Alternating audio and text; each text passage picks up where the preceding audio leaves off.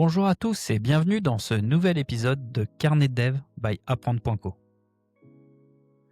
C'est Julien et je suis ravi de vous retrouver pour un épisode un peu spécial. Il me tient particulièrement à cœur en tant que développeur PHP. On va parler de notre langage de prédilection. Il y a cette petite musique qu'on entend parfois sur les réseaux sociaux ou dans la bouche de certains développeurs. PHP c'est vieux, PHP c'est mort. C'est une blague qui a la vie dure.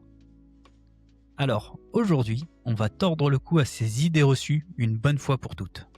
On va voir ensemble pourquoi PHP, en 2025, est non seulement bien vivant, mais plus moderne, plus performant et plus passionnant que jamais. On va parler des évolutions du langage, de son écosystème de framework, de ses outils professionnels et des nouvelles manières de l'exécuter qui le font entrer dans une nouvelle ère. Allez, c'est parti.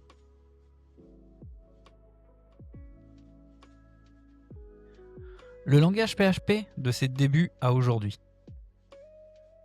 Pour comprendre pourquoi PHP est si moderne aujourd'hui, il faut faire un petit voyage dans le temps. Tout a commencé en 1994, il y a plus de 30 ans. Rasmus Lerdorf, un programmeur dano-groenlandais, a créé une série de scripts pour suivre les visiteurs de son CV en ligne. Il a appelé ça Personal Homepage Tools ou PHP Tools. Ce n'était pas censé être un langage de programmation. C'était un outil simple, pragmatique, pour rendre des pages web dynamiques. Et c'est ça qui a fait son succès fulgurant. C'était facile à apprendre.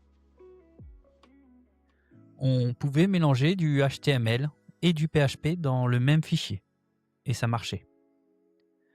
Cette simplicité a permis à des millions de personnes de créer des sites web dynamiques et a donné des naissances à des géants comme WordPress, Drupal ou même la première version de Facebook. Mais cette simplicité a aussi été sa malédiction. Pendant des années, PHP a traîné une réputation de langage brouillon, non structuré, utilisé par des amateurs. Pour être honnête, le PHP des années 2000, le fameux PHP 4, méritait un peu cette réputation. Mais voilà, si vous avez arrêté de suivre PHP à cette époque, vous seriez complètement perdu aujourd'hui. Et c'est une excellente nouvelle. Car le PHP de 2025 n'a plus rien à voir avec son ancêtre. C'est un langage moderne, typé, performant et orienté objet. Depuis la révolution PHP 7, qui a doublé les performances, chaque nouvelle version a apporté son lot de fonctionnalités qui nous facilitent la vie et rendent notre code plus robuste. Pour bien mesurer cette évolution, penchons-nous sur quelques-unes des fonctionnalités phares apparues ces dernières années. D'abord, il y a le typage strict. C'est la base. On peut maintenant typer nos propriétés, nos arguments de fonction, nos retours. Fini les erreurs bêtes parce qu'on a laissé passer une chaîne de caractères là où on attendait un entier. Le code est plus lisible et plus sûr.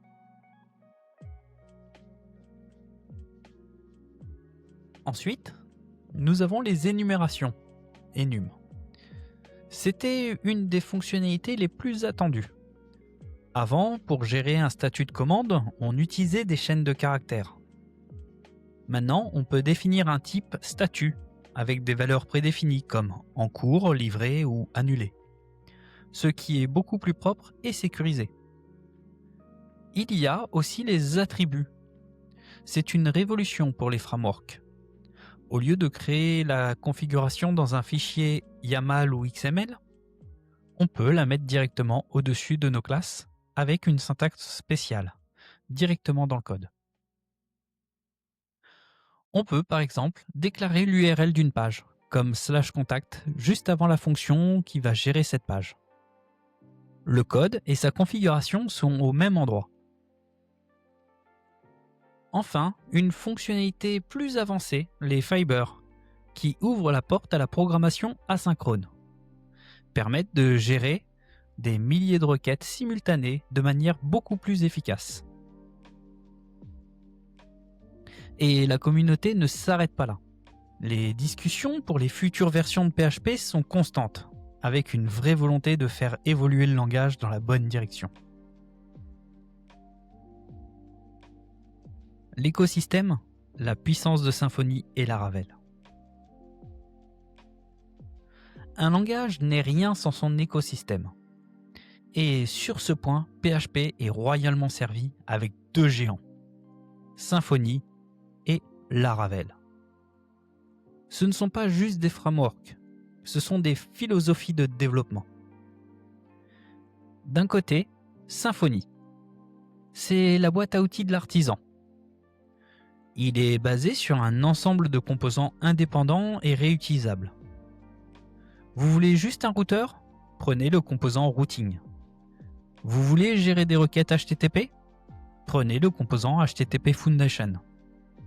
Cette approche modulaire est tellement puissante que de nombreux autres projets, y compris Laravel, Drupal ou PrestaShop, utilisent des composants Symfony sous le capot.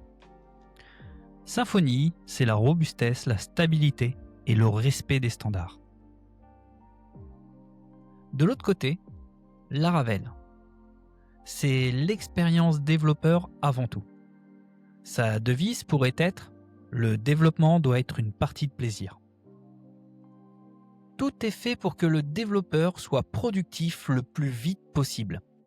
Avec une syntaxe très élégante, des outils intégrés incroyables comme Eloquent pour l'accès aux bases de données, ou Livewire et Inertia.js qui permettent de créer des interfaces dynamiques et réactives sans avoir à construire une API complexe. Ce qui est formidable, c'est que ces deux frameworks ne sont pas des ennemis. Ils s'inspirent mutuellement et tirent tout l'écosystème vers le haut. Ils ont prouvé que PHP pouvait être utilisé pour construire des applications web complexes, modernes et maintenables, au même titre que n'importe quel autre langage. Composer et Packagist, la révolution du partage.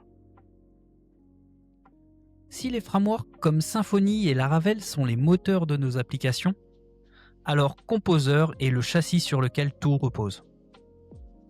On ne peut pas parler de PHP moderne sans parler de Composer.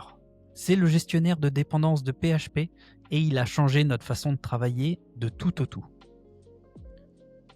Avant Composer, installer une librairie externe était un cauchemar. Il fallait télécharger un fichier zip, le décompresser dans le bon dossier, gérer les includes manuellement. Et si cette librairie avait elle-même besoin d'autres librairies, bonne chance pour tout démêler. C'était une des raisons pour lesquelles PHP était perçu comme peu professionnel. Puis, en 2012, Composer est arrivé avec une simple commande. Composer Require. On peut installer une librairie et Composer s'occupe de télécharger toutes les sous-dépendances nécessaires. Tout est géré dans un fichier composer.json qui décrit notre projet. C'est ce qui a permis la professionnalisation de l'écosystème.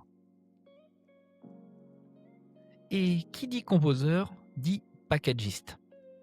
Packagist, c'est l'entrepôt de paquets par défaut de Composer. C'est une bibliothèque géante qui contient des centaines de milliers de librairies open source, prêtes à être utilisées. Que vous ayez besoin de manipuler des images, de générer des PDF, de vous connecter à une API. Il y a de fortes chances qu'un paquet existe déjà sur Packagist. C'est le cœur battant de la communauté PHP, un symbole de partage, de collaboration qui rend notre travail infiniment plus productif.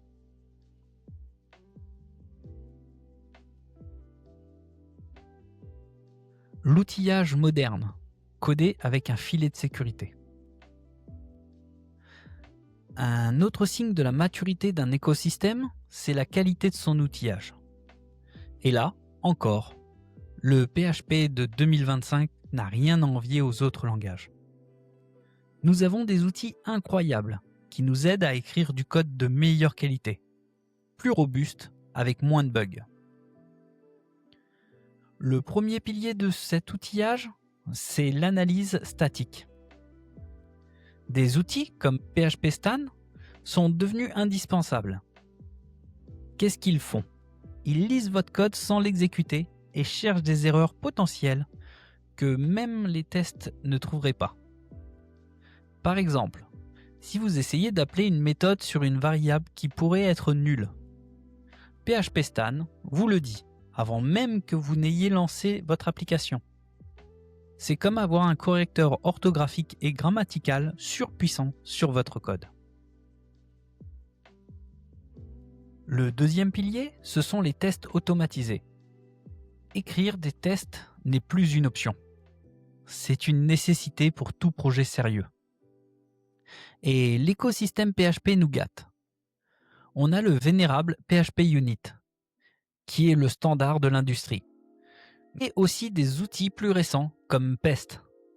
Pest offre une syntaxe beaucoup plus simple et lisible, inspirée du monde JavaScript, qui rend l'écriture de tests plus agréable. Grâce à ces outils, on peut construire un filet de sécurité autour de notre code.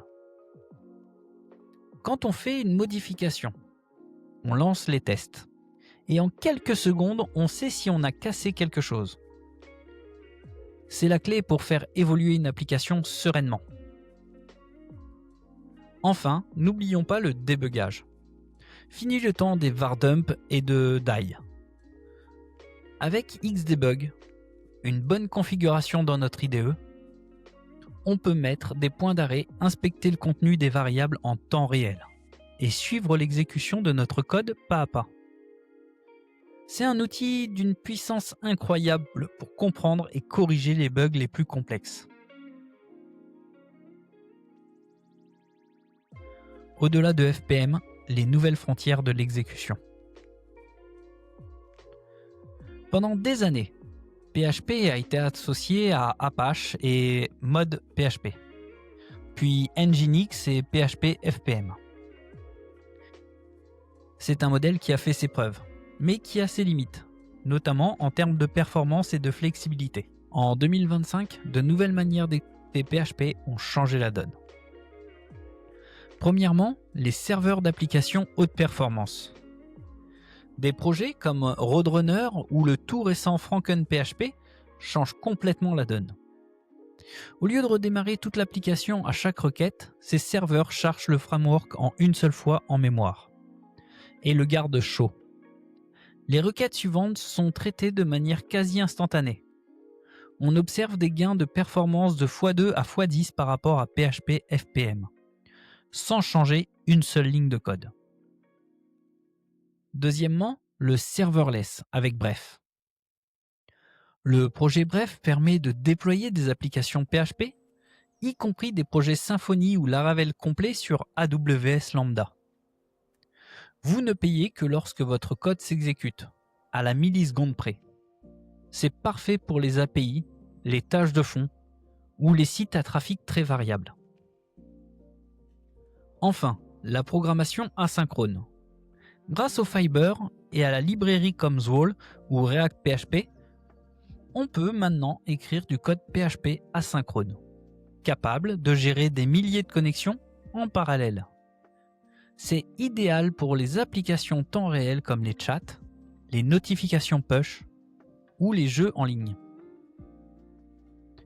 Toutes ces innovations montrent que PHP a su se réinventer, pas seulement au niveau du langage, mais aussi au niveau de son exécution.